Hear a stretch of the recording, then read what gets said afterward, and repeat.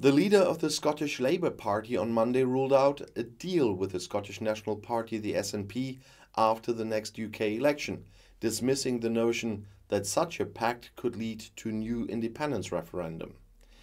Scottish First Minister and SNP leader Nicola Sturgeon said last week that she is aiming for a new Scottish independence referendum in October 2023 and will contest the next election on the independence issue if the referendum is blocked by London. British Prime Minister Boris Johnson has ruled out agreeing to a new vote after Scotland voted against independence in 2014, before Brexit though. He has attacked Labour by saying they would have to form a coalition with the SNP to form a government which would jeopardise the UK's future. Scotland's Labour Party leader, Anna Sawar, said that while both the Conservatives and the SNP were satisfied with talking up the prospect of such a deal, it was enough to hurt the Labour Party. Regardless of the outcome of the next UK general election, Labour will not make a deal with the SNP, he said. Sawar rejected Sturgeon's proposals for a new referendum. Instead of reopening the wounds of a divisive independence campaign, a new constitutional settlement could be achieved through reform of British institutions.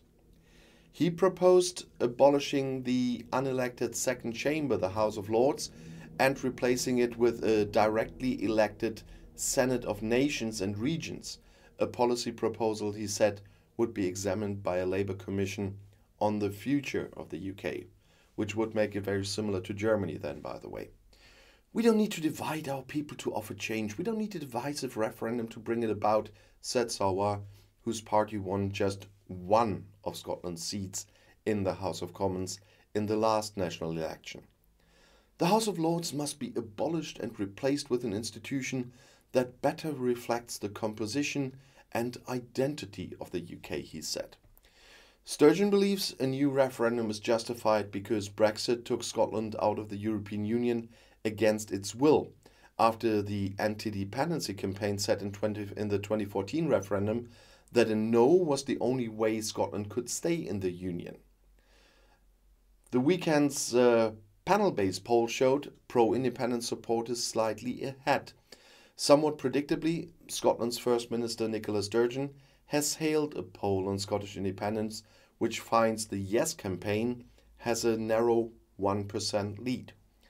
The survey by the Sunday Times and Panelbase finds 48% of Scots in favour of independence, while 47% are against it and 5% are undecided. However, the same poll also finds voters in Scotland split over whether a second referendum on independence should take place at all on October 19th in 2023, with 44% against the motion and 43% in favour. In 2014, the No campaign defeated a vote on Scottish independence with 55% compared to the Yes campaign's 45%.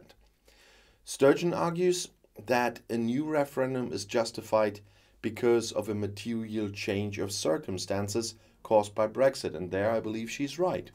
The UK voted to leave the European Union in a 2016 referendum, but 62% of Scottish voters were opposed to it. So I firmly believe Scotland should have a say again because of this massive change in circumstances. I'll see you in my next video. Bis gleich.